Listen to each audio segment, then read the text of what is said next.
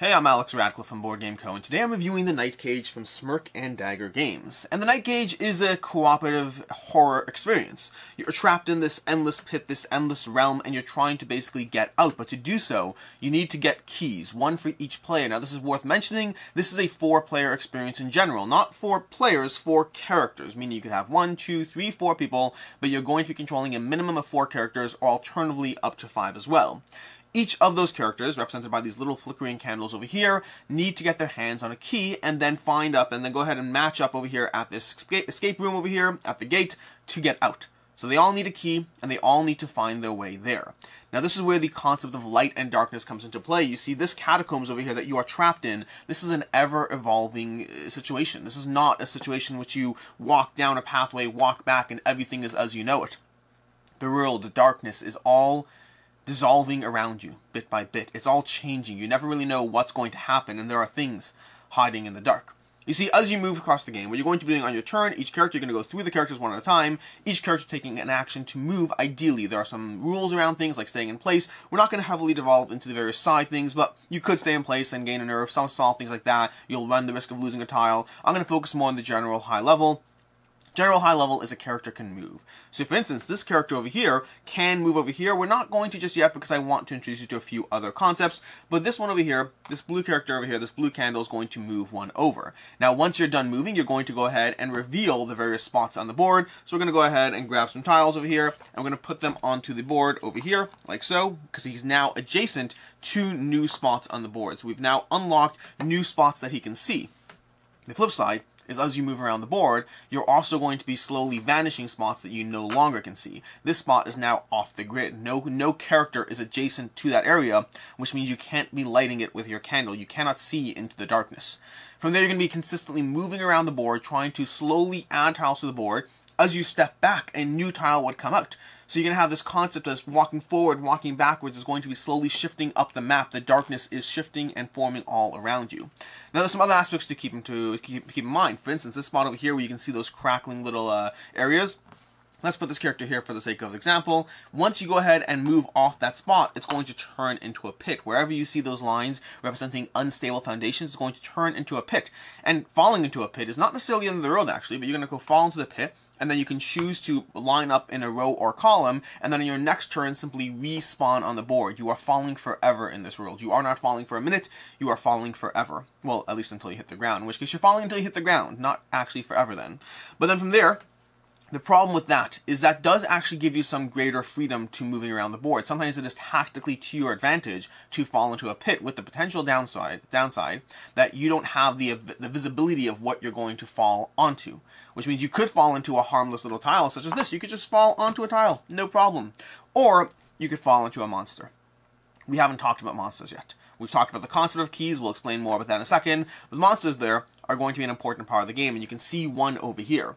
These monsters, they show up as you walk into them, and they activate as you either walk into their spot, or walk into the spot adjacent to them, or walk away from that spot, which has an interesting problem over here, because if we pretend that the red character is not there, then this over here, this green character, can simply walk away. The monster will lash out in all directions, but only as far as the passageways go. And by the way, it's worth noting, you can wrap around the board.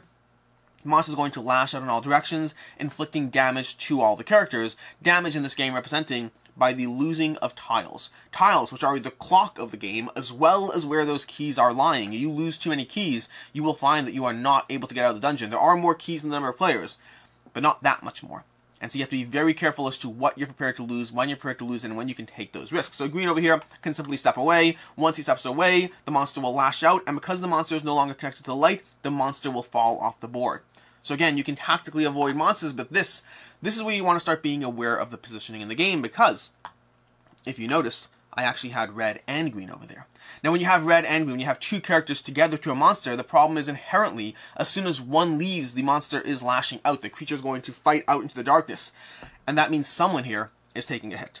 So we're going to go ahead and we're going to have red move 1 up, because we actually want green to be on that gate. It's going to be a little bit problematic, but red's going to move 1 up, and then the monster is going to lash out, causing green to discard 3 tiles. We're going to discard a regular tile, we're fine here. We're going to discard another red tile, we're fine, and we're going to discard a key holder. You see this over here. This is a keeper of the key. The Keeper of the Key is part of the advanced mode of the game. We haven't talked about it yet. The problem is what you need to know for right now, and we'll get more into it in a second, what you need to know for right now is this is one of our opportunities to get a key.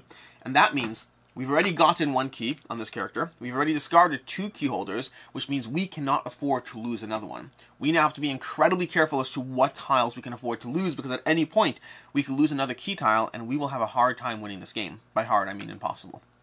So, we now go to Green's turn, and Green's going to go ahead and step away. The monster will lash out, not hitting anyone this time. The monster will then fade into the darkness. As you go, as you play, you are constantly slowly removing tiles from the board that are not connected to any given character. Something you want to be keeping an eye on as you move, but whenever you catch it, just go ahead and remove one.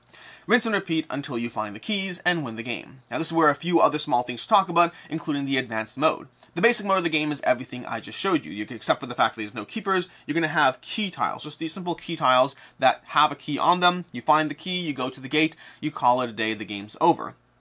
The advanced mode introduces keepers as well as some other mechanisms, including bosses. The keepers are going to replace the key tiles. They're going to show up in the dungeon, and they act like monsters to a degree, a little less punishing in how much they hurt you, but still punishing and still trying to attack you. When you reveal a key, your keeper, you're going to go ahead and put the keeper down the tile, facing this character over here, but you cannot actually access the keeper from the front. You want to go ahead and access it from the back, which is where you'll be able to walk onto it and grab its key without activating it. Which means yellow needs to start moving slowly around the board, trying to get to that spot, trying to enter it from the rear. Alternatively, it doesn't have to be yellow. We could have blue start making their way across the board towards the back and stepping on the keeper to grab their key. Now the good news is keepers do stay on the board. They stay on the board until their key is taken. At that point, once you walk away, once you're no longer shining a light upon it, they're going to disappear from the board. Other aspects to talk about, something I completely missed, which I should mention, is when you are hit by the monster. When Green over here was hit by the monster, he would have been inflicted with, he would have gone ahead and his light would go out. So you both lose damage and your light goes out. And the problem with your light being out means you can only ever see the tile you are on. Which means when Green would have stepped off over here, we just lost one of our gates. Lose too many gates, lose too many keys or keepers, and you will not be able to win. Now Green can light himself back up as soon as another character is adjacent to him, at which point you reflip it and you get the light back. So characters in general, they can transfer keys back and forth like that. They can also light each other. When characters are adjacent, they can help one another. When they're not adjacent, you're on your own in the darkness. So those keepers, you're going to be working together to grab those keys. We have some other tiles. We have pit fiends. Pit fiends are going to be these tiles that go on the board that just expand outwards in all diagonals, completely clearing the board. Those can be incredibly punishing because of what they can take off the board. You also have bosses. Bosses that will be more punishing than the regular tiles, giving some extra abilities. For instance, the pathless boss over here is going to expand outwards in all directions, but not limited by gaps on the board and not limited by walls, meaning it's going to be, again, just a complete row and column of damage that you want to be trying to avoid. And that's basically the Night Cage. Walk around the board, try to interact, try to grab the keys from the keepers or the keys directly if you're playing the base game, try to make your way towards a gate, and try to do so while antagonizing the creatures of the dark as little as possible. You will antagonize them. You will get hit. Those aren't the questions. But plan well.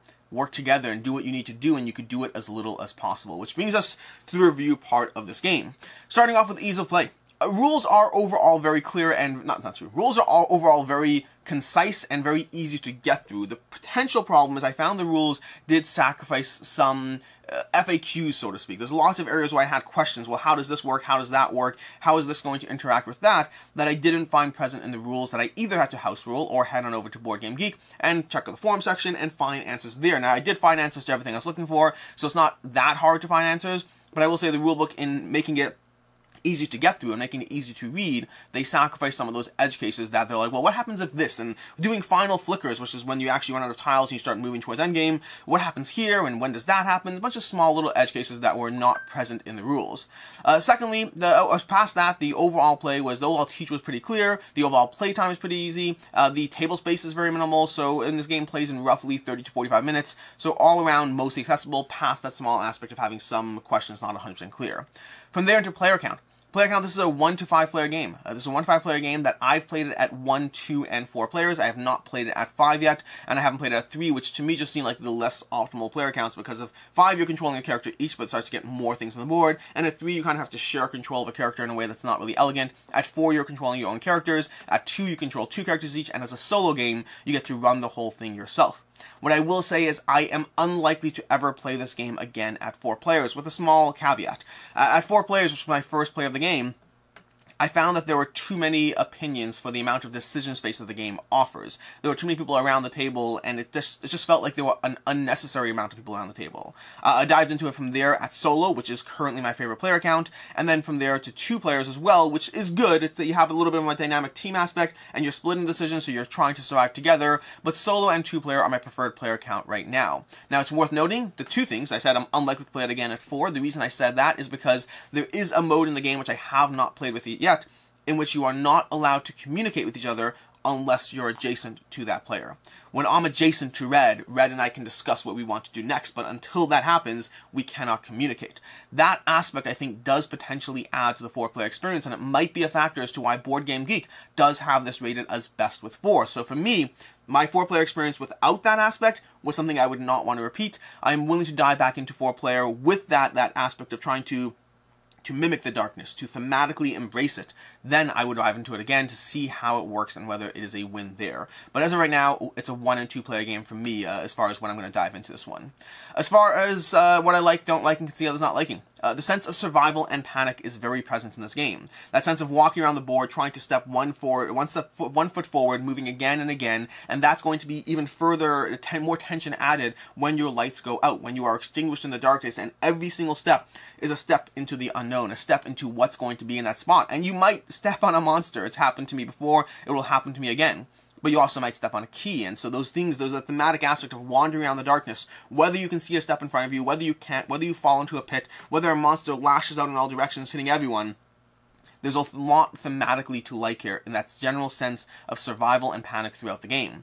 And then the ability to plan out around the tiles, because you're going to have this happen multiple times as you start diving into the night cage, where things are going to seem like they're just hitting you, and things are just popping up where you don't expect them. And then you start realizing the way the characters can work together, the way the characters can space themselves out, the way the characters at times will want to be together in the same area to limit how quickly you're going through the tiles to extend the length of the game, the way characters are going to want to stay in place to hold gates and keys and keepers in place, the way the characters are going to want to space out so that when you encounter a creature, it's not hitting 3 of you in a straight line as one of you walk out. There are many ways to play and hedge your risks against different aspects, the things that matter more. Are you running low on tiles? Are you going to be hit by creatures? What are you trying to do in this game? There's a lot of ways to tactically plan around it.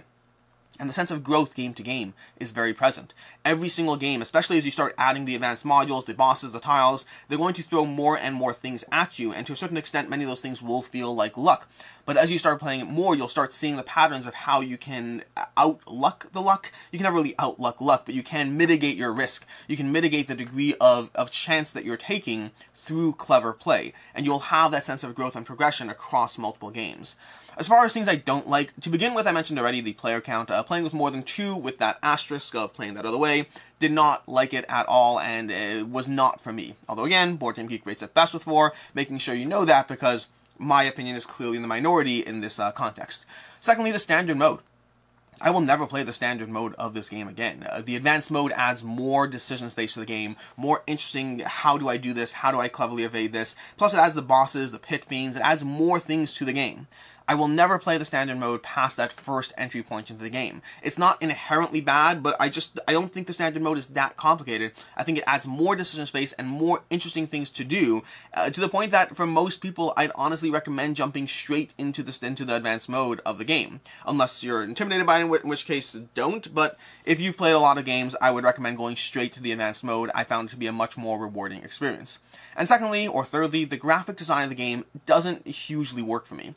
In some aspects, that minimalism works well in the game, and I think it does do well for some aspects. In other aspects, I feel like it's not the best. Some of these creatures over here, not always clear how they operate or what they're doing. I feel there are better ways for the creatures to have been represented to make it more clear which ways they're lashing out, what they're doing. In some areas, minimalism was prioritized over functional readability, so not a huge fan of the graphic design altogether. As far as what I can see others not liking, I talked about the luck aspect, and that's going to hold true. This game can feel like there's a lot of luck. At the same time, the reason it's not a problem for me is because you can start mitigating around that. But the idea that first time that you get hit by a monster and you lose 2 keys in a shot, that's going to be devastating. And you're going to feel like, well, what are the chances of that? I mean, I got hit by a monster. It's going to happen eventually, and we just lost 2 keys. How do we come back from that? And the answer is, first of all, try not to get hit by monsters. If you play it enough, you'll find that you get hit by the monsters less and less. Not at all, but less and less. And there are absolutely times when you could get just hit by your odds just straight up not favoring you and you getting hit by too many instances of bad luck. But I would say for the most part, you can plan around it and it's not going to be that much of an issue. And then secondly, tracking when tiles are and are not on the board. Every single time I've played this, it doesn't matter how many times I've played it, every single time I've dived into it, I find that at any given point, somewhere along the way, I'm like, well, that tile shouldn't be on the board. When did we miss that one? And so we take it off the board, and we just keep playing. It doesn't particularly, or I just keep playing when playing solo. It doesn't bother me to have that noticing of, oh, well, I messed up and that tile should have been gone. It's okay. I'm still enjoying myself. But if that bothers you, I would say that in general, as you play through the game, unless you're being incredibly mindful, you will accidentally leave tiles on the board, like this one over here, that should be taken off because nothing is lighting their pathway.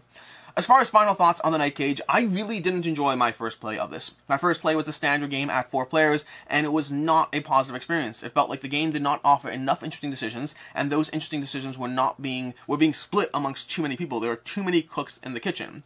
But once I dove into it as a solo game, once I added the advanced mode, even once I expanded it to a 2-player experience, the Night Cage has a lot to offer. It has that sense of panic, that sense of survival. It has a lot of tactical decisions to be had, and while there is luck in the game, most of that luck can be mitigated through multiple plays, through seeing the patterns, through seeing how to both stay alive and survive, while also not getting hit too much by the darkness. Overall, the sense of theme, the survival, and the decision space around the game makes this one an enjoyable experience for me. This one's a 3.5 out of 5, with the caveat that I am specifically ranking it at 1 and 2 players until I have a chance to dive into that other 4-player mode. As far as other recommendations, if you're looking for something that gives you this sense of feeling, I'm going to give you 2 games. I actually haven't played either of these, but from what I understand, from what I know about these games, they are going to in some way mimic that general sense of thematic horror and panic. And that's going to be Subterra and Nyctophobia. Both those games are going to have similar elements. Subterra leaning more heavily into the tile elements and laying tiles down as you go, and Nyctophobia leaning into a sense of cooperative. Both of them are cooperative experiences. Nyctophobia is leaning into a sense of cooperative, putting a blindfold on players and having other players guide them around the forest while they're being hunted by a killer. Until next time, I'm Alex Radcliffe from Board Game Co. I hope you found this video helpful, and as always, have a good one.